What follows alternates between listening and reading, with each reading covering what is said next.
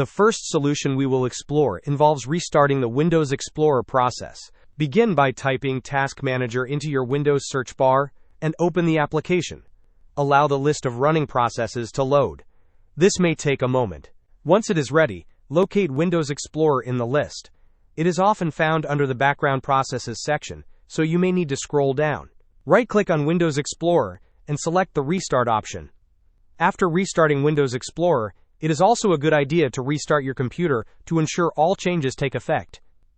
If the previous step does not resolve the crashing issue, we will proceed to a more in-depth troubleshooting method using System Configuration.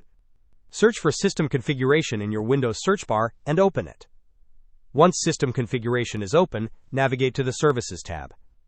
Here, you will see a list of services running on your system. Crucially, tick the checkbox that says Hide All Microsoft Services. After doing this, if you notice any other services are still checked, click on the Disable All button.